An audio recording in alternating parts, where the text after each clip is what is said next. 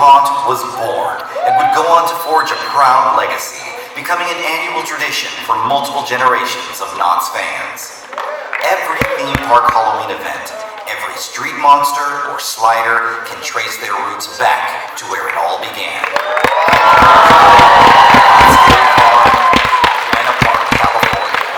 Please, welcome to the stage, Knott's Scary Farm historian and themed entertainment writer and director, Ted Doherty.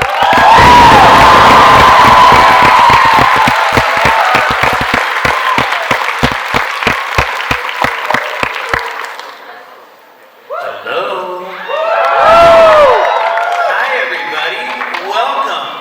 Thank you so much for being here today. Oh my gosh. Well, my name is Ted Doherty, and I'm a writer, producer, and director for large-scale Halloween theme park attractions and events, and that allows me to work with companies like Knott's Scary Farm, especially this season, which we'll get into later. But my roots are at Knott's Scary Farm. I worked there several years as one of the slider monsters in the Ghost Town Scary Zone.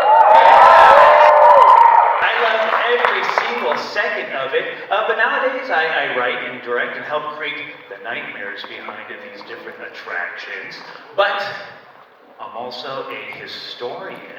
I wrote the book on the history of Knott's Scary Farm that was released back in 2012 in conjunction with the 40th anniversary. So I know a thing or two about this event. It's very near and dear to my heart, which is why it's such a huge honor for me to be here with you. Yes. Kick things off for the gold 50th anniversary.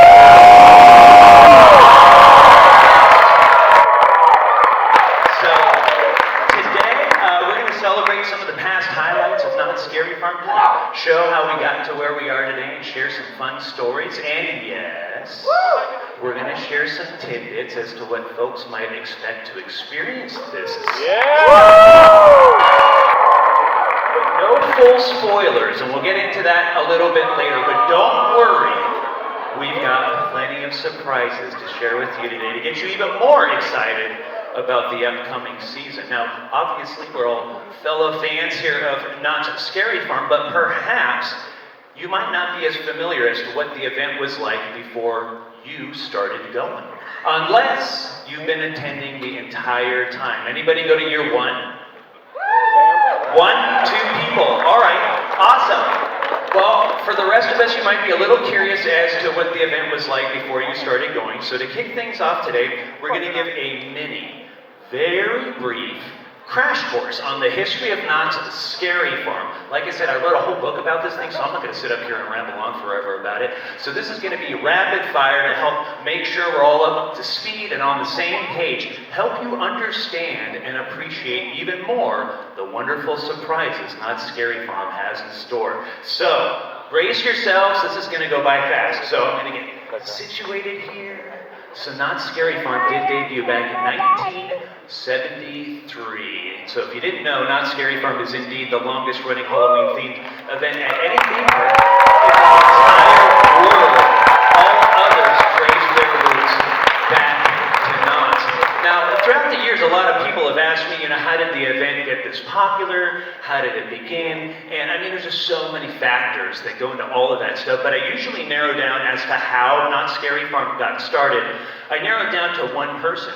That person was an actor named Larry Vincent, who portrayed a character named Seymour, Master of Yes, also known as Sinister Seymour, and he was the first host of Knott's Halloween Haunt. That was the original name of the event. We now know it, of course, as Knott's Scary Farm. But from the very beginning, the park dove right into the concept of a large-scale Halloween party. All the employees participated. The log ride was turned into Satan's Sawmill, and the Calico Mine ride was turned into the Haunted Mine. And those were like the main scare attractions in the early days of Knott's Scary Farm, packed with live actors terrorizing everybody.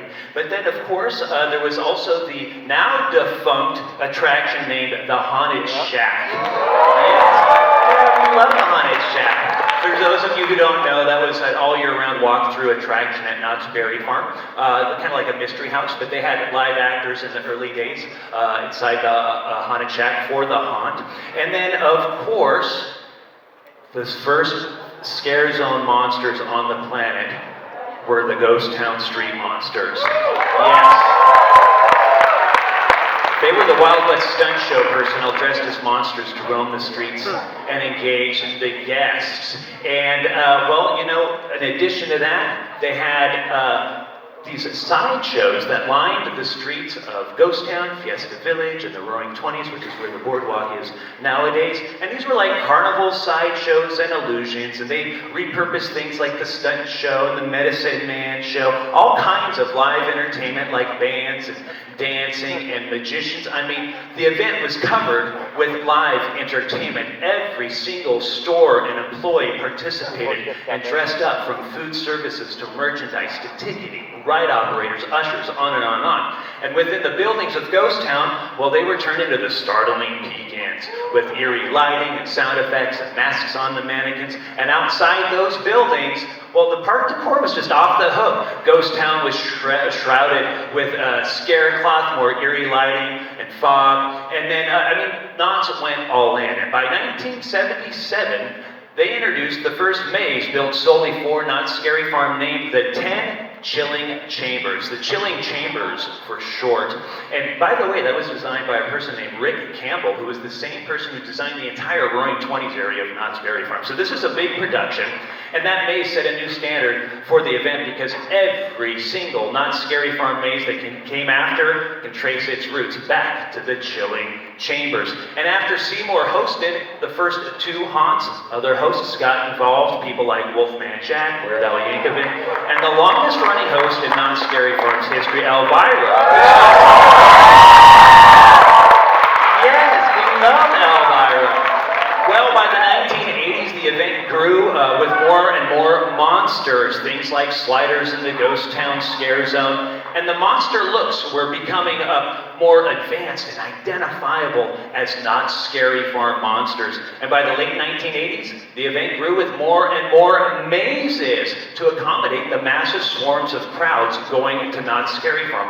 These mazes had more identity with their names and early forms of storytelling, which paved the way to the powerhouse mazes of the 1990s. Classics like Lair the Vampire, Dominion of the Dead, yes, classic mazes that really kind of established the high quality and maze design that we see today at the event. And in time, other scare zones were added aside from Ghost Town, like the Gauntlet, the Swamp, Carnival, Silver Bullet Mine Town, others like Necropolis. Now, all of a sudden, the entire event was covering the park to make way for groundbreaking mazes like the Carnival of Carnivorous Clowns in 3D, to classics like the Asylum, 13-Act Murder Manor, Doll Factory, Trick or Treat, on and on and on. So many of these amazing mazes that really kind of raised the production value of these different attractions. And soon, interactivity was added with attractions like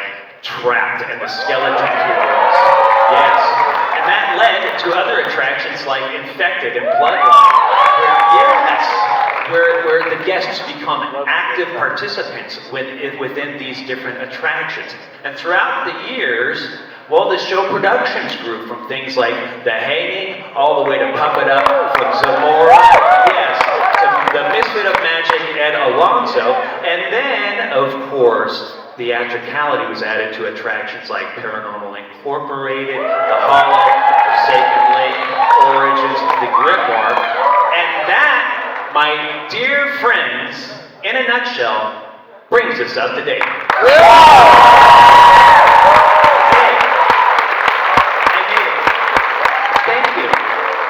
Obviously, I'm just scratching the surface. There's thousands and thousands of factors that go into making Knott's Scary Farm what it is today. But that's a general summary. So now that we're all on the same page, let's bring out our first guest, who's no stranger to Knott's Scary Farm. Well, geez, he wrote and directed at least 20 seasons of the longest-running show in Knott's Scary Farm's history, The Hanging. He's the brainchild behind the groundbreaking, revolutionary, and award-winning Ghost Town Alive. He's the former Vice President of Entertainment at Knott's Berry Farm and is currently the Corporate Director of Creative Development Experience Design for Cedar Fair, the parent company of Knott's Berry Farm. Please welcome the amazing Ken Parks.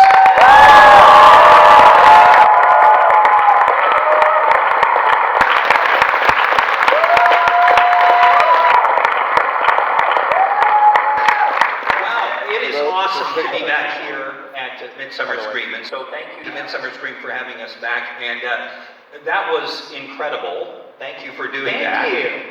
The other thing that you need to know about all of that history is that thousands upon thousands of people over the 50 years have made this event what it is. I just wonder if there's anyone here today who has been a part of the event in some part. Just shout out. Let's hear you.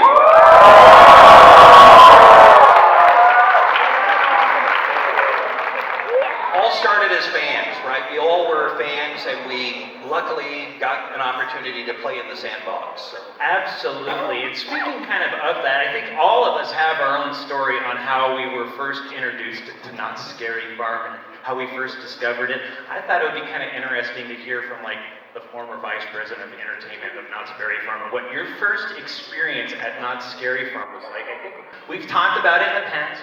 Your first year, 1986. Yeah, I was working in a magic shop in Fresno, California, and heard a radio ad for the greatest and largest Halloween party ever to be held at Knott's Berry Farm. And I was like, I gotta go check that out. So I made the 5-hour drive down to Buena Park. I just couldn't believe it.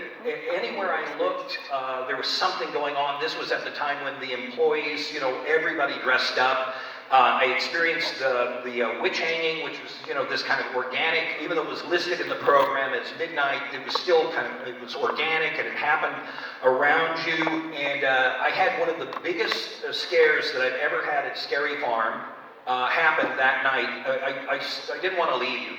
And I knew I'd have to make the 5-hour drive back, but here it is, 2 o'clock in the morning, and I wind up over by Wilderness Dance Hall, and there's just so much fog, and I'm by myself, and I just hear this sound of metal just scraping, and I think to myself, oh wow, and you don't know what, I didn't know what to expect. I was so overwhelmed by the whole thing. I'd never experienced anything like this before. And I thought, how did they do this? They've created this scare just for me, right? And it just metal, just scraping, and it's coming towards me, and I'm just terrified. And then the fog sort of lifts, and I can see Freddy Krueger in the fog, right? And I'm like, I'm in an alley, and Freddy Krueger is coming near me, and there's this weird scraping. Anyway, since everybody dressed up, it was a street sweeper who was dressed as Freddy Krueger. And it was his dustpan hitting. I was sold. I was in. That was it. Lifelong fan. I love it. Thank you for sharing that. At the top of all of this, it's kind of mentioning all the early live entertainment throughout the years at Knott's Scary Farm. In your opinion, can you talk a little bit about the importance of live entertainment at an event like Knott's Scary Farm? Well, my first year going to it, and then of course I came back until I was lucky enough to actually be cast in a show at the Birdcage Theater. But I think what it does is that you get terrified, and in '86 all of the whole park was really the mazes and everything they were in the park, right? So you mentioned the Haunted Shack, that was a maze, and even the old gasoline alley cars were a maze, and so it was all in the park. And then so it was really felt like it was just anywhere you looked, it was happening around you. And the shows, were really fun and kind of broke up sort of the tension. There were a lot of really terrific shows over the years. And then the thing about the shows and really the mazes, really Knott's Scary Farm, just if you look at it in general, has never been afraid to try something, right? And if it hits, it's great. And what happens is the fans and all of us as fans, we sort of together have organically made the event, right? No one told you, no one sort of told us, hey, this is what you should like. We kind of found it, and then it became, you know, that's how the Green Witch sort of came to be with the prom, right? It wasn't that somebody told you you should like it. We found it together, right? And all of those things, the bride and you know, Otis, all of those kids, right? That's Otis now. And anyway, you know, so I think we've had just so many terrific shows over the years, and not shows that were okay to kind of try something new. You know, Jeff Tucker did a show one year called Tommy Tune. The show was called A Complete Waste of Your Time. And it was a show where, we only did it 1 year, but it was a show where he was a guy who couldn't sing, and so it was a musical, and the whole point was that the audience should hate it. And guess what? They did. They did. And that's why we've never done it again. But we were, well, let's try it, right? Absolutely, I love that. Now, speaking of these various different shows and trying different things, we mentioned your involvement with the hanging throughout the years. You know, the hanging debuted in 1976 as the Dead Man's Hanging and returned in 1977. They were hanging a cowboy who was guilty of a bunch of crimes in Calico. Then the show went away a couple of years, and it came back in 1980 as the Witch Hanging. Went that way for a handful of years through the late 80s, and then turned into the pop culture kind of comedy stunt show format that went all the way through 2019. Can you talk a little bit about sort of your involvement with the hanging throughout the years and what that was like? Yeah, I inherited the pop culture stunt aspect of it. Tom Clufted, who, you know, was with the park as a designer, and he really kind of made it what it was. And, you know, that's a show that you look at the influence of Knott's Scary Farm in the industry, and when you say, hey, it wouldn't have happened without Knott's Scary Farm, there's absolute truth in that. I'm sure that somebody would have had the idea of, why we should do a Halloween overlay of our park, but Knott's did it first, and you just find the influence. So, you know, there would be no Bill and Ted without the hanging, right? Or any of those things that then kind of came after. And so I inherited the show in 2000, I think it was 2000. And then, you know, what would happen in 2000, you would see somebody and you would say, oh, I worked on the hanging, and they would say, oh yeah, it wasn't very good. Yeah, the years before were really good. Those were the years. And then by the time I got to like 2016, people would say, you know, they're not very good, but the guy that used to do it was really good. And it was still, so it's never been any good. Right? Except for the years when you were in high school, and it was, you know, it was awesome. But just another thing, where so many people over the years have just worked on it, and it just has become such a part of Scary Farm. And in 2019, we put this tombstone up that said R.I.P. and we didn't really know that was the case. And then the pandemic hit, and so, but who knows? Oh, who knows? Back is here. Who knows? Bring it back. But, Well, that sounds like a good idea. it does sound like a good Switching gears real quick, I just put this slide up here. That this is a fun slide that's a behind-the-scenes slide of Ken Parks directing The Hanging way back in 2004 while we were filming Season of Screams, a documentary on Knott's Scary Farm. Ken, what do we see in here? We see the effects of pie.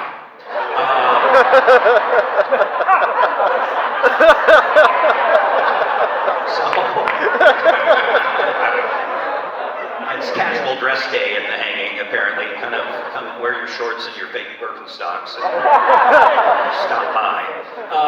This is, you know, we're just in the middle. It was always, you know, hot when we were directing the show out in the square, and in the center there are a couple of the two guys that played Freddy.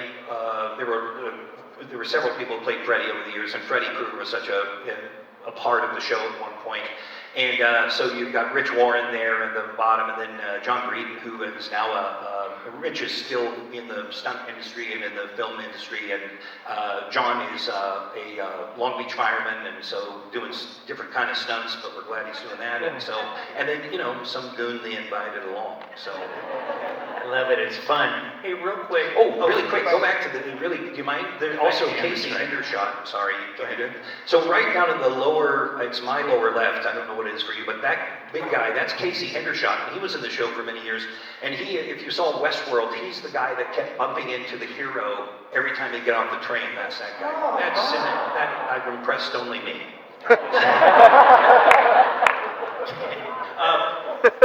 Let me get this here. So we talked a little bit at the top of this whole thing about like more immersion, interactivity. In your opinion, and kind of especially the last decade or so at Knott's Scary Farm, sort of what's the importance of enhanced storytelling with interactivity and immersion for these different attractions at Knott's Scary Farm? Yeah, I think we all want to be a part of it. For me, I've always been chasing the same experience that I had in 1986, of just that the park is the experience and the park is, as a whole, the attraction, and that you just, you know, you really want to be in these stories and you want to feel that you've been transported somewhere. And this goes back to, you know, what I was talking about, where we're just let's try it and see what happens. One of the things, you know, there have been so many just great immersive attractions, from Trapped, there was we did Skeleton Key rooms, and then we kind of did them separately. Yeah. And there was one called Prey that had a lantern that you'd go in, and the lantern would kind of, you know, cut out right when you didn't want it to. And then that got us to Trick or Treat Lights Out, and so we've done all kinds of things over there. One of the things that we did not too long ago was, and you were a big part of this, was we thought, boy, it'd be great to create sort of a living land or unliving land, whatever you want to call it, where everything's connected, where the maze story is connected to the scare zone, is connected to the show. And so in 2019, we did that with Origins, and we did that with Ghost Town, and then the Hanging that year also was a part of that story, so it all kind of connected. But you can see it in Goring 20s, right? There are these moments that just kind of happen. Forsaken Lake has this processional that it just happens, right? It's not in a program, it doesn't tell you, just so that if you happen to be in the right spot at the right time, you have that same feeling that I got of Freddy Krueger with the dustpan, right? It's just happening around you. And so, we're always looking at different things. This year we have some technology, some RFID technology. Somebody's going to tell you more about this in a minute. But, we've got a character that has been around for a couple of years called the Conductor. And so, and that character was John Cooke kind of said, hey, we've got that train, we should do something with the train. And we looked at, can we do a ride? And we realized we really couldn't do that, but what we could do is use it as a prop. So we put it out, and he was like, we should, have the train out. And I said, oh, what if there's this conductor that is in the front? And then we got, this actor, Fred, who was just terrific, right?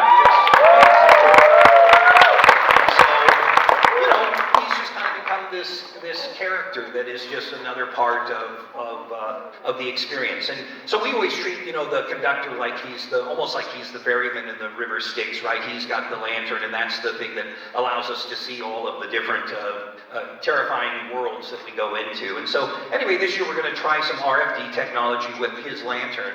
And so you'll be able to take the lantern around the park, and there are over 100 interactions that will happen around the park. It will do things in mazes. It will light up in scare zones. We're working on something that's pretty huge, and it's really Gus Kruger, if you know Gus, who's awesome. And so he's been working on it with Scott Erickson, who is a technical genius, and so they're working on this together to bring that to you. The one thing I had asked, and it's not going to happen, so I'm going to tell you about a thing that I really wanted to happen for all of us, is I wanted you to get the lantern, and then 6 months later, after you took it home, you would just start screaming in your house. just wanted that so bad. That would have been awesome. We're gonna try. Just imagine, we give you this thing, we don't tell you about it, and then it just starts screaming. The question was, could you make it scream at the halfway point to Halloween, right? That just all this stuff, just the internet would just go wild with people going, this thing, I can't shut it off! Switchboards and knots would be just on fire. So anyway, it's not going to do that, but it's going to do some really cool stuff. I think Karl's going to tell you about it. Yes, very exciting.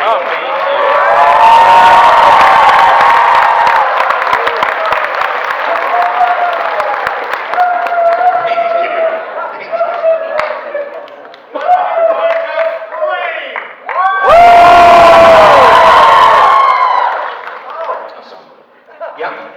Hey, Ken. Who is that guy, by the way? My name is Karl. We're going to talk to Karl a little bit later on. But Ken, you no longer just oversee things like Knott's Berry Farm. You're overseeing a lot of different locations now. What is it?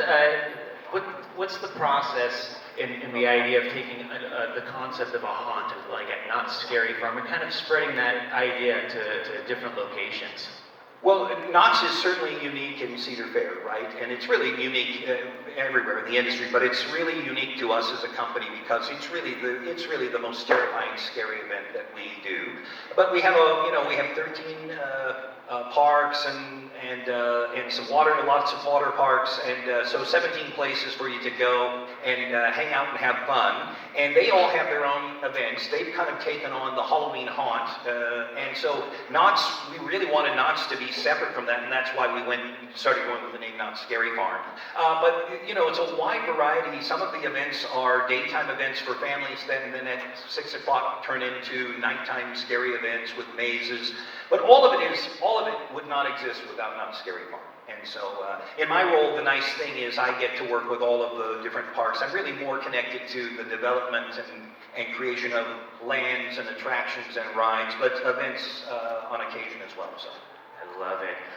We do have another little kind of announcement that we would like to make. And do you want to make it? I do. I didn't want you to have to do it because then it would seem like, so I thought, so one of the things is,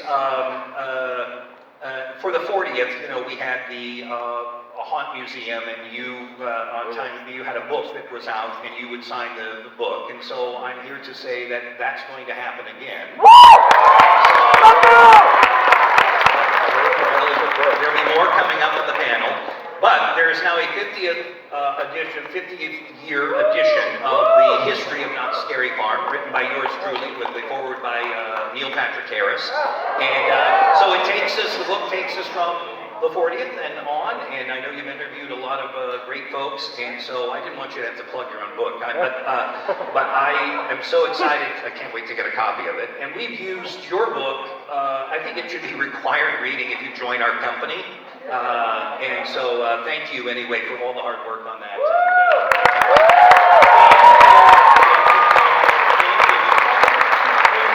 Book title is The History of Knott's Scary Farm. So it's a revised, updated second edition. All the bells and whistles from the first edition are all there, and we've just added on to it. We're very excited about it. Our friends at Knott's Berry Farm Merchandise have asked me to let you all know that I will be at Knott's Scary Farm for several nights this season doing book signings, so swing by and introduce yourself and say hello.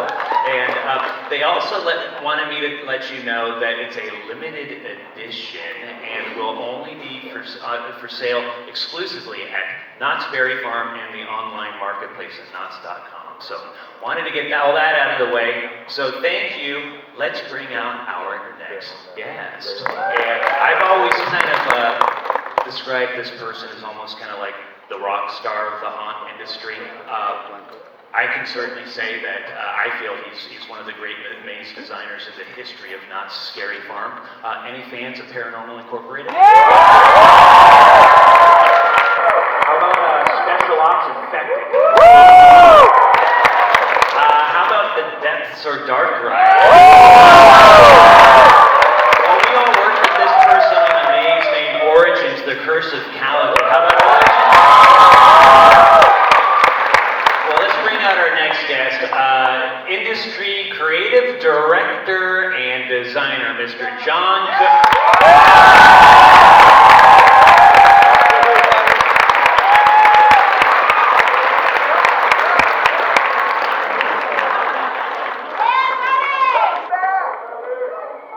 What's up, guys?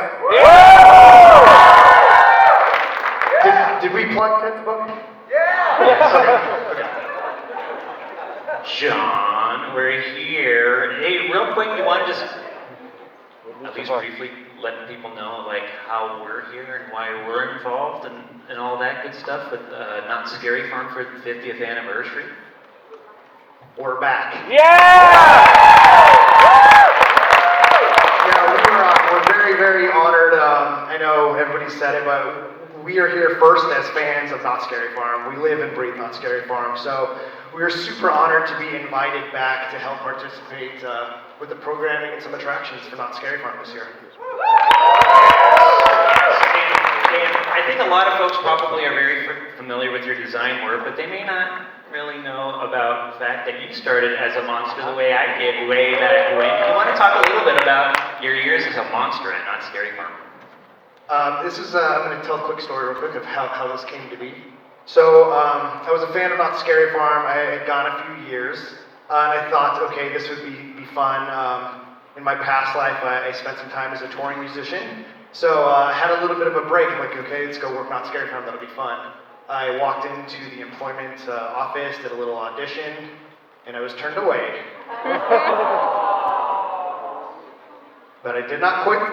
I went in and I got a job as a carpenter. First thing I put on my nice new uniform, walked right back into the employment office and said, I was sent here to get a maze position, please. I got my first maze position in Hatchet High back in 2005. I love it. And then you were a street monster as well. Went into Carnival as a chainsaw clown. Got the bug for sliding. So I worked as a slider in Carnival as well as Necropolis out in Camp Snoopy. And finally, I went into Ghost Town as the Ghost Town prisoner, which I then retired. Awesome. Well, after being a monster for a while, you did wind up in the prop department. Can you talk a little bit about sort of what that entails working for props for Not Scary Farm? Yeah, so because I decided to go get the job as a carpenter, I then had to stick it out as a carpenter for that year. But I truly, that's where I really fell in love with haunting. I really enjoyed the production, the magic of everybody coming together, working really hard, and popping this event up, which seems to be very, very fast and very, very long summer at the same time. But so I did a couple years as a carpenter. I got into the props department. That's where I kind of got to learn a lot more about the craft of kind of design and how you use different layers to create these immersive sets, and really, really enjoyed that. So I worked a couple years in props. I love it. And then now thinking about the different mazes that you've created for Not Scary Farm, can you talk a little bit about what you would consider your approach is when it comes to enhancing immersion for the different mazes? So I think, speaking of this 50th celebration, that's 50 years of people working hard, coming up with creative ideas, innovating. So we had a really great foundation to then take and run, and that's kind of been my approach, I guess. Always keep the history in mind, the things that are tried and true that we all love as Not Scary Farm fans, the rich storytelling, the original stories, and then building on top of that and creating these really, really awesome immersive worlds. I think that's where it always starts with us when we're sitting down to work on stuff is an interesting narrative and a compelling space that I, as a fan, would like to walk through. And then from there, we kind of pump it up with different technologies and always trying to push those boundaries.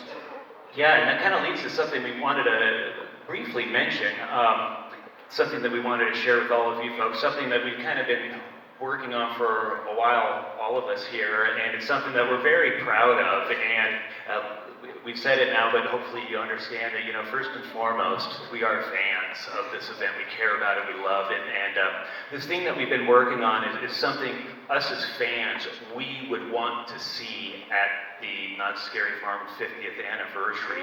So we're happy to announce that we are creating and will be presenting a Not Scary Farm 50th anniversary Legacy Store and Museum. Yes. This is not just going to be taking a souvenir off of a shelf. This is a fully immersive retail experience. Just so you can kind of get an idea of the scope of this, this is going to be located in the Emporium over at the California Marketplace, just outside the main entrance of Knott's Berry Farm. And during the day, that's how you'll be able to go inside the store. So you don't have to be inside the park during the day to visit the store. However, at nighttime, during Knott's Scary Farm hours, the only access will be from inside the park through a rear entrance that we'll talk a little bit about it. So you want to walk them through some of what we're going to be doing. This is awesome. So we approached this experience. Ken brought us in to help out with this experience, and we really truly approached it like we would do one of our maze attractions.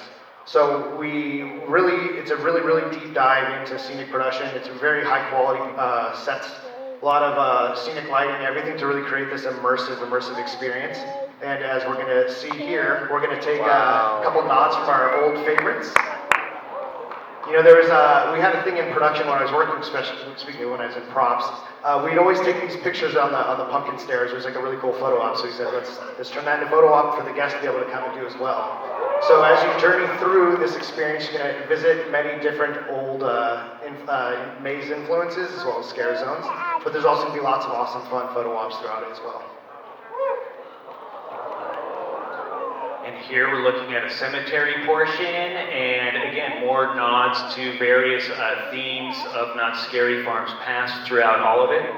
Yeah, like with our maze approaches, I always like to think of them as an adventure that you're going through, so that's what we did here as well. As you're going through the store, it could be a non-linear experience to where you can venture off into different elements. And here's kind of the focal point, what we're calling the rotunda, the focal point of the store. Yeah, this is the heart. This is the heart of the entire space. This is kind of a theme that you'll kind of see throughout the event this year. As they make future announcements, you're going to see this kind of theme reoccurring. And it's something that we wanted to do, as Ken was speaking to earlier, this connectivity through the entire event. And this is kind of the central hub of that, where everything is going to be built off of. Yes, we're very, very excited about it.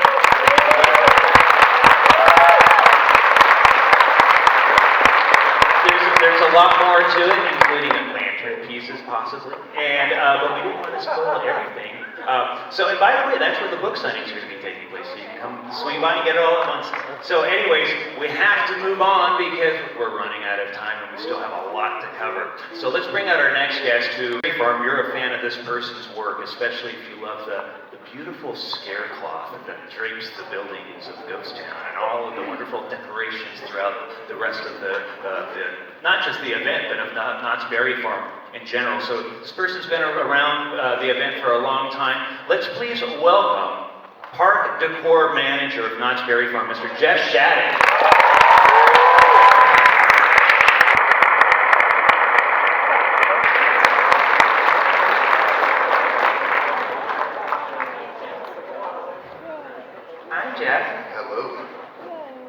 Jeff, you and I have talked about it in the past when you first started going to Knott's Scary Farm. We're sharing fun memories and stuff about our beginnings. I think you probably started going to Knott's Scary Farm at an earlier age than the rest of us. Can you talk a little bit about sort of your earlier memories going to Scary Farm with your family and stuff? Yeah, my mom was a huge horror fan, and she took me at a very young age. And I remember that there wasn't a lot, but it was still a lot of fun. And my mom liked to just sit in the fog and watch the monsters scare everybody. So my very first scare at Scary Farm was actually from a book as a young kid. There was when they had actors inside. And the mouth went away, but that monster popped out, put his face right up against mine because it was pushed against the metal grating of Winglee's Laundry, and scared the heck out. I love it. Now, obviously, that had an impact on your future work. Can you talk a little bit about sort of your overall philosophy and approach to the park decor for Knott's Scary Farm? So, The very first year I ever started working at Knott was 87. I worked in the picture gallery and I took photos. And I remember every night at Scary Farm, I would watch the witch hang. And I would always beg them to let me go out and watch the witch hang. Every show. So my last night, unfortunately, was Halloween. Several years later, I came back as a tech. And in the earlier years, when I first started working there was only two areas that were really decorated. The Camp Snoopy area and Ghost Town. That was it. There were monsters, but there wasn't a lot of decor. The restaurants were done because the employees got to decorate. So, moving forward, in 96, 97, I took over Park Decor. And I was like, tasked, make it more, make it more, make it more. So over the years, I've kind of developed my own narrative because as far as the Park Decor goes, there wasn't one. It was just kind of do something fun, kind of match the scare zone. So that's when I started getting into it. I'm going to match the scares. What are they doing? How do I dive into it deeper and deeper? So the last several years, my concept is when you enter the park, it's the death of the park. That's why it's all draped in funeral bunting and all over the park, and it's all the purple and black, and then you have the giant skeletons as you come in, and that's an interesting thing. There never used to be a really big entrance statement. On and off they did over the years, and I went to my management and said, I want to do this statement. Well, what's it going to look like? I don't know yet. I saw these 3 giant skeletons that I want to buy. Okay, well, what's it going to look like? I have no idea. Let me work it out. Bought the skeletons, and that is the display that we currently have at the main gate. But the beauty is, this is what you're going to see. How about that? Incredible. I love it. That's cool. Yes. I'm hoping we pull it off. And not only, we talked a little bit about these lanterns.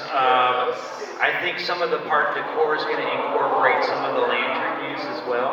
Yeah, so I've heard about these lanterns. I'm like, what are these lanterns? I keep hearing about these lanterns. So I'm like, I've got some new technical people on my team that are amazing. And they said, let's do this thing with the spider. I'm like, all right, what do you want to do? So next thing I know, we built this entire, we call it a swamp spider. It's interactive, and it also is interactive with the lanterns. And Park Decor has now developed about 5 other items and areas that will be interactive with the lanterns. Wow. Hey. Good job. Go ahead. One more little tidbit. Go for it. Look around Ghost Town while you're out there this year. You might see something you haven't seen in a very long time. Keep your eyes peeled, people. Wow, exciting. Okay, listen, we have to keep moving forward. And so listen, our next guest, well, we just got a glimpse of him earlier. He's awesome. We love him. I'm a collector of Not Scary Farm merchandise. I'm guessing some of you are. Who's excited for some merchandise for the Not Scary Yes. The person behind that is our next guest, Karl Busche from Not Scary Farm.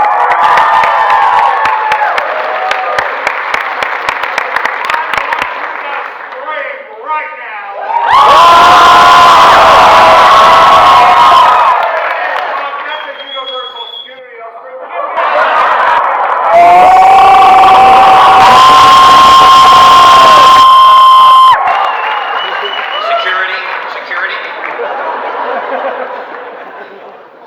Jeff. Jeff and I have a very strange relationship. I can't stand him and he can't stand me. But we work well together. We do, and that's the thing. That's the beauty of Knott's Berry Farm, and I could talk about this for about 4 minutes, right? You have that. Here's your clicker. Go for it. You've got it. Okay, so I'm Karl Busche. I'm the merchandise manager at Knott's Berry Farm. Right down there is Maria. Her and I do all the product development for Knott's Berry Farm. Give it to Maria! Working with me, I'm loud, I'm a pain in the ass, and thank God I work for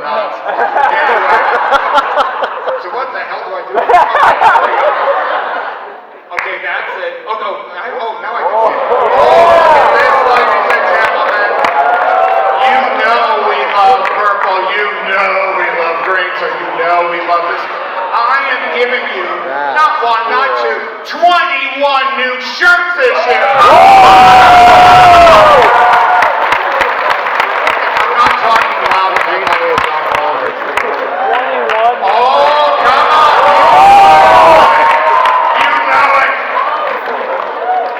Okay. We are so into gargoyles this year, you wouldn't believe it. Everything that we do, all joking aside, I have to reference something.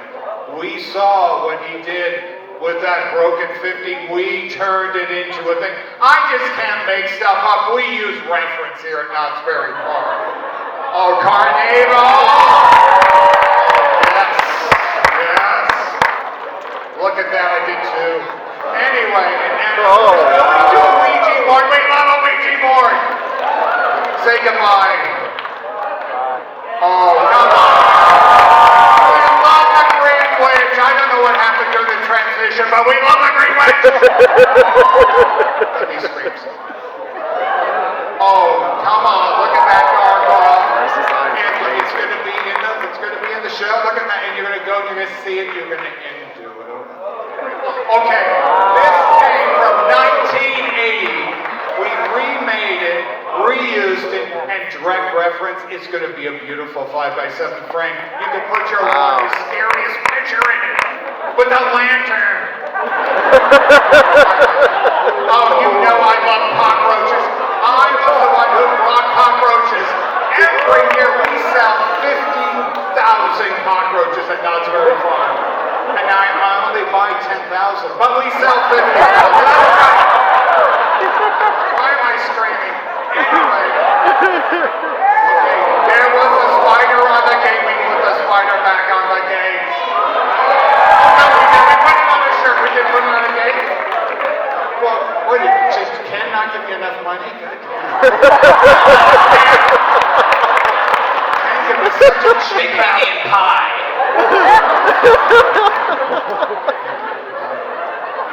You know, those are our pumpkins. Maria was the queen of our pumpkins. She was like, no, it has to be our pumpkins. Those are our pumpkins on our shirt. You're not going to see that any of those other crappy parts. There is this guy, so every shirt like that is slightly different, makes it a total collectible. And you know it was collectibles. Why? Because what's coming up? We're doing the Legacy Collection. We're going to the Legacy store. Here's your Legacy Collection. It's glow in the dark. Maria is, we have black light all over her office. We don't know why, but we have black light all over her office. And we're always looking at black light, and we're always looking for reflective. Oh, you know what this is. Yesterday, they arrived today, not Maria. They brought them over in that secret truck of theirs. Yes, they did. Damn UPS. It didn't happen. Strike. Here we go. I don't want to get current. I can't see you anyway. Anyway. Oh, come on. You know I like, we did the coffin mug. We did a light up coffin ornament. Oh, come on. Drink. You know we love a drink cup. Yeah, we do. Okay, we have Sarah Marshall's original hat. We redid it. I want to see it on most of your heads, that hat. We did another Cursed Pearl because we love to do the damn Cursed Pearl. So we did the Cursed Pearl again. We made a Department 56. Okay? But we are the largest dealer in Department 56 for 300 miles, ladies and gentlemen. So we did another piece. We did our 50th anniversary trip. Yes, it's dripping blood. You can put your finger on it, it'll just feel like your mama. Well, she's bleeding. Anyway, I think Mr. Knott made something, I don't know, or the poison guy and he fell off the roof. Anyway, let's keep going. That's for Boysenberry Festival. I don't want to do that many spoilers. Okay. Oh, look at that. Oh, you can drink that at night. Maria did it with the black light in her office. It was really, well, she was smoking at the time. Anyway, let's keep going. Oh, don't turn on her. This is Long Beach, not Stanton. Come on. Come on. Okay, Maria has it right there. Look at that.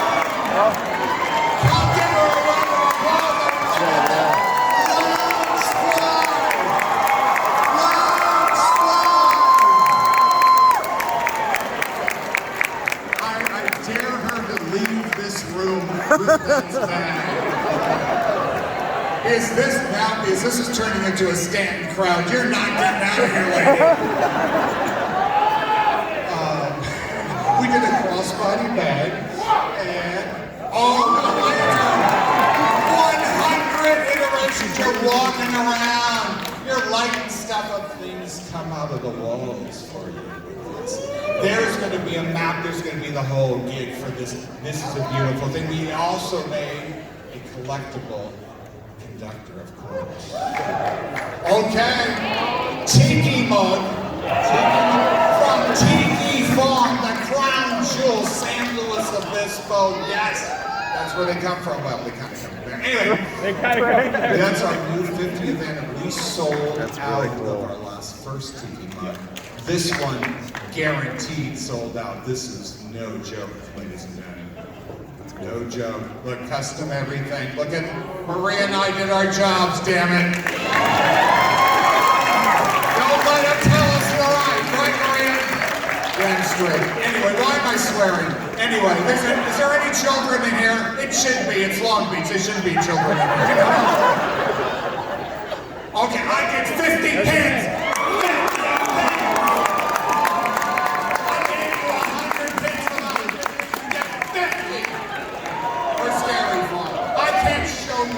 That's why they're all blocked up, all really bad. I also made you a coffin pin, so you can basically put all your pins on it and put it up, and you can glow in the dark, just like Maria does. It's a nice. I don't know what they're gonna look like, but it's up to you. Now, you two, you're all adults. You do what you want.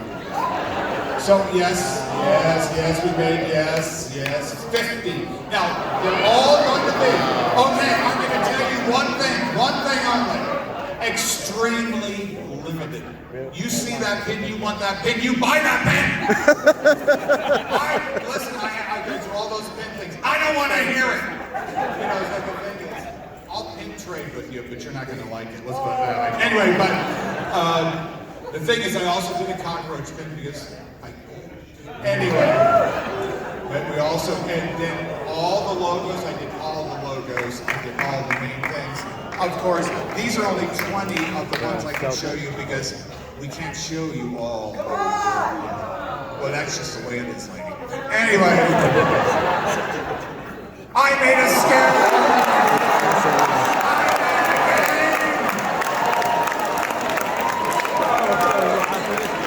Okay, you know the game that we did for, you know, the Knott's Calico game that we did.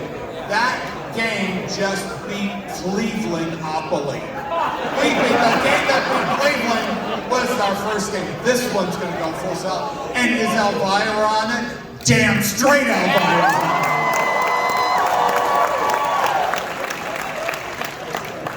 She cashed the check, as they say.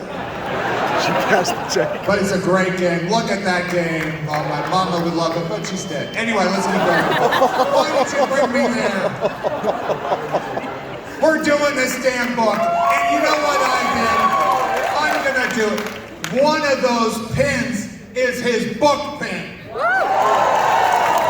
One other fact, that book, the 40th anniversary book, is worth $148 on eBay right now. This book I produced, it's going to do the same thing. Get his signature on it. We're going to have his ass sitting in that. This is Knott's Berry Farm, ladies and gentlemen. We got to make some money. Come on. You're not paying me for my looks. All right. We created for you a exclusive Midsummer Spoon shirt. If you use at Knott's, and then went on to do a lot of great things for Imagineering, Walt Disney Imagineering. When he was at the park, he designed this art piece. This has never been used outside of the park, and so it's never been used, right? And so this is an original piece of Eddie Soto artwork on that T-shirt, and so we wanted to create something special for you here at Knott's, for Midsummer Scream. And so there you go. It's they're limited. I'll take the clicker back. By the way, grab the clicker from my hand, grasshopper.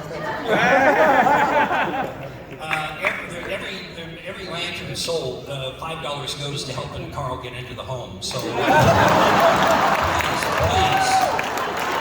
you see what we're doing, please. Well, listen. Thank you very much for that, Karl.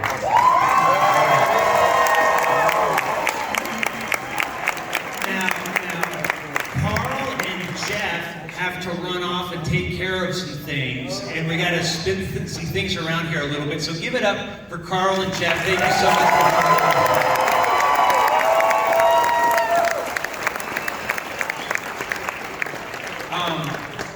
As I kind of mentioned at the top of this whole thing, you know, I usually kind of narrow down as to how Knott's Scary Farm got started to one person, Larry Vincent, Sinister Seymour.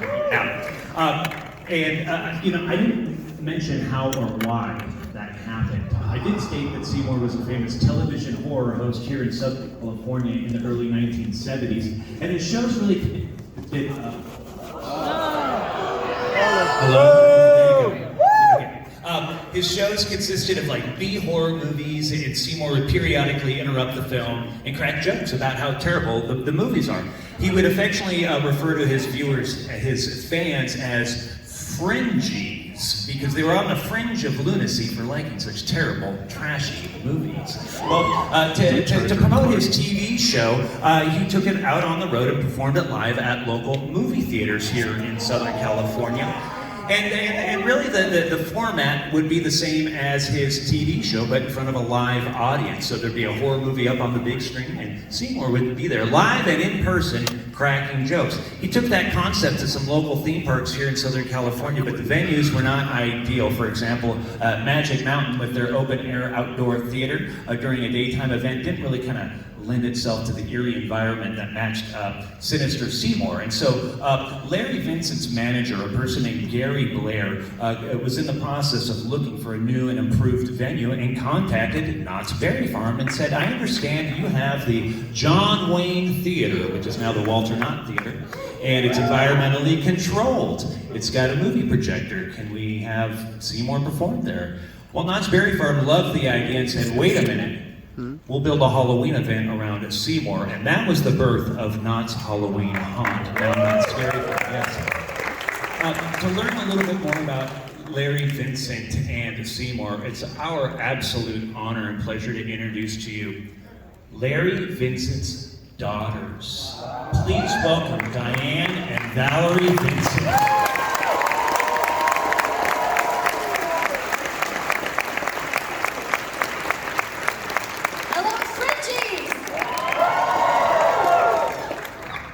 So happy that you're here. I'm so excited to be here. This is awesome. Hey, for folks who never got a chance to see Seymour's TV shows, can you talk a little bit about what they were and what Seymour was as a character? Well, you touched on it a little bit, but he would intro. The show itself, as Ted was saying, was kind of a comedic take on really lousy movies, scary sci-fi and horror movies, and it was Seymour's opportunity to do some shtick. Before commercial, and sometimes actually during the movie, he would pop up in the corner and make a joke, and I think that kind of gave birth to that later show, Mystery Science Theater. So he turned the sound off and interjects himself and put in his own jokes, and he picked the worst films of the lot, Attack of the Mushroom People, Beach Woman, The Mummy's Tomb, Teenagers from Outer Space. Just pick the worst of the worst, and the worse they were, the better, and he would just with shtick. And Seymour was described as a cross between Dracula and Groucho Marx, because he had the macabre thing going, And by the way, the gauntness, that was all Dad's face, no makeup. He had a very distinctive face. The sunken cheeks worked perfectly for his character. And he was funny, campy, shticky, a lot of gags, a lot of running gags. And he was a cult phenomenon. And had he lived past the age of 50, God knows what could have happened beyond the 5 years that he ran. Yeah, now, you have your dad at home watching over homework or whatever, holidays or whatever, but then he never did his homework. Oh, okay. Our homework. Oh, your homework. And then you would see your dad as this character with his fans. What was it like for you to see your dad performing as this character, like at the parades, and see him interact with his various fans? It was kind of surreal in a way, and because it was just our dad at work, basically. And I think seeing him with fans, it really kind of sunk in that he was a celebrity, and that kind of hit home. Like it was just kind of surreal, but on the other hand, it was just like sort of our dad going to work. Yeah, going to work, and we grew up with him as a performer and an actor, and he had a show in Indianapolis, a children's. He hosted Three Stooges cartoons. We had another character called Captain Star. So we grew up with him as an actor, and the celebrity part of it, it was just kind of a normal progression of what we knew. It's like your dad, if he was a banker, but that was our dad, and we were. But as Val's saying, as this character Seymour grew and grew and grew, it was pretty awesome to observe that and to witness that. I love it's it. It's like a rock star, you know? It's like a big rock star. Yeah, totally. Yeah. Now, the five of us got to go to Knott's Scary Farm together this past season. We had a good time. And you saw all the different mazes. We took you to the stage that your dad performed on and all of that stuff.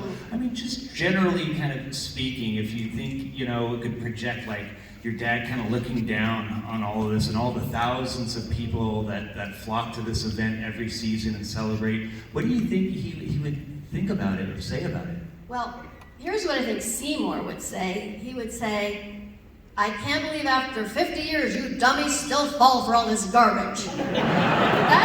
That's what Seymour would say. Larry would probably be completely awestruck and blown away, and I think he would be very grateful, and he would just say thank you. Yes, he would. And he would quickly follow that up with, all right, now, who's going to pay the goddamn valet parking? Exactly. That's what he would say. Exactly. That's awesome.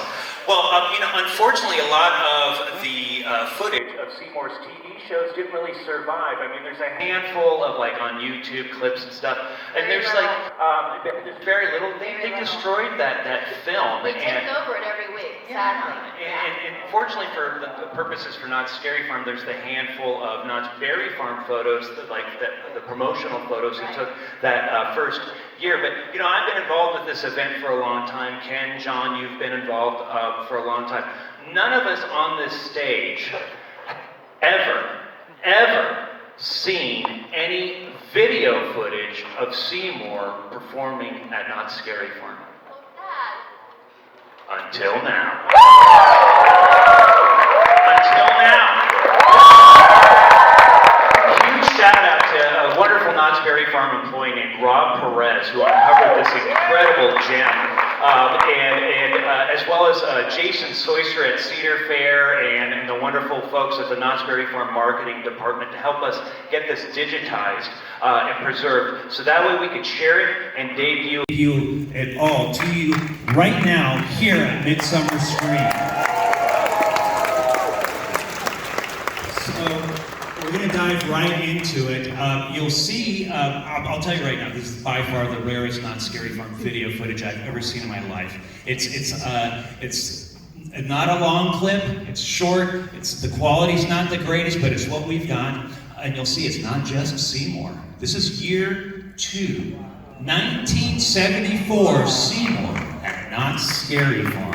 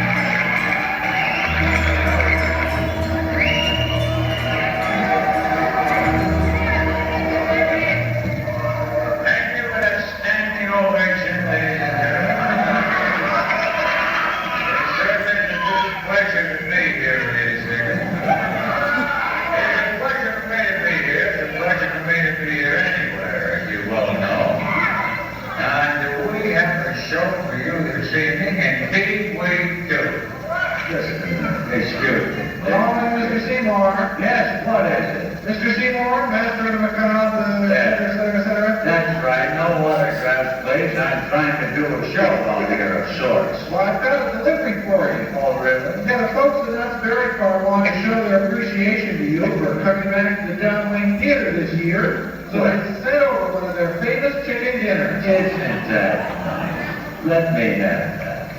Well, that's beautiful. A little chicken dinner from Knott's Berry Farm. That?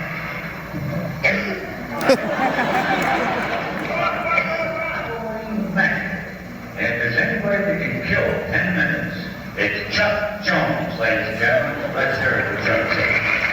Take it away, Chuck.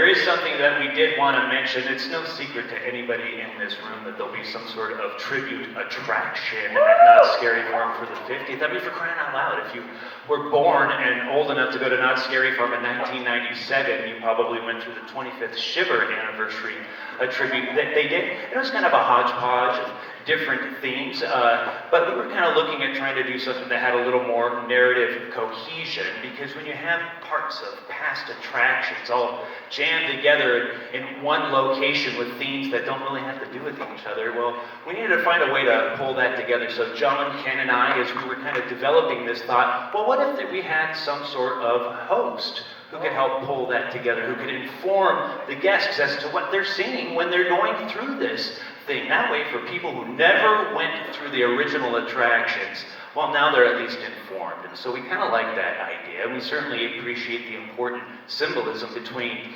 Seymour and the birth of Knott's Scary Farm. But in talking with Diane and Valerie, I mean, none of us on this stage were interested in recasting, because there's never going to be another Larry Vincent Seymour. But we thought, well, since this attraction is about tributes in general, we thought, well, what if we created our own tribute to Seymour as a new character inspired by Seymour, who could stand on its own as a creepy, scary icon that would read to a modern audience who has no idea who Seymour was.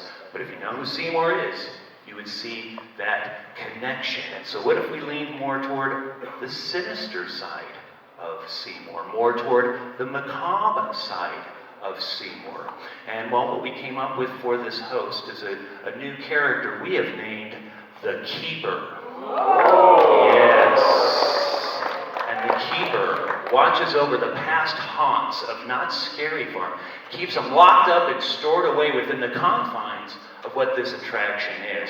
You'll find out about that attraction later on, but for now, with a few very important words, it's our pleasure to introduce to you, for the first time ever, live and in person, the Keeper.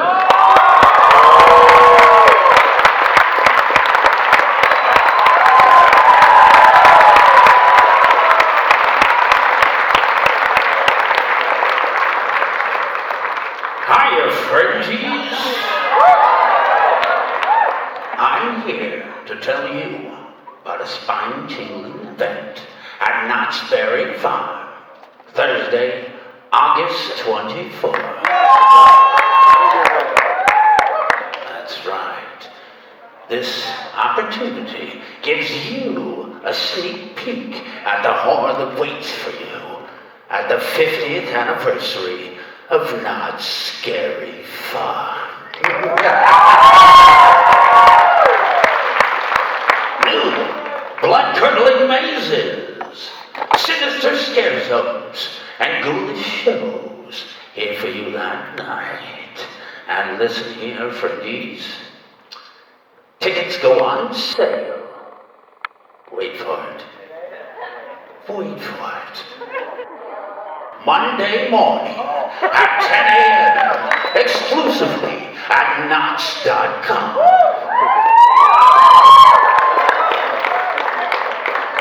Of course. But listen, I know you Scary Farm fanatics like a little trick or treat, don't you? What do you think if I have a sneak peek for you of the 50th anniversary of Knott's Scary Farm?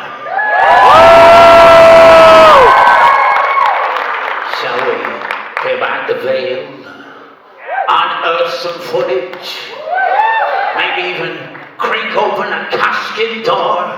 Shall we? Then maestro, if you please. From Knott's Scary Farm, where we're celebrating 50 years of never-ending nightmares. And not with a slice of cake, no! With 10 frightening mazes, 5 sinister scare zones, 4 hair-raising shows, plus so much more that we're dying to tell you about. Why don't you join us for a kickoff announcement event celebration? Violent Creepies on Thursday, August 24th at 7 p.m. to learn all about what is waiting for you here in the fog at Not Scary Farm. Purchase your tickets starting on Monday, July 31st at 10 a.m. Have you reserved your nightmares yet? Nightly event tickets and packages are available now at notscaryfarm.com.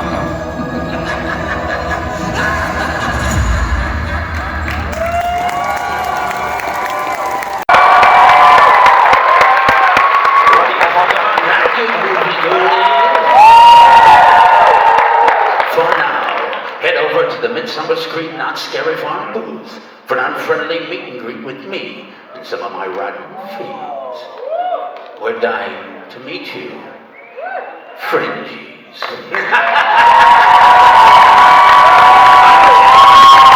Good riddance and bad night.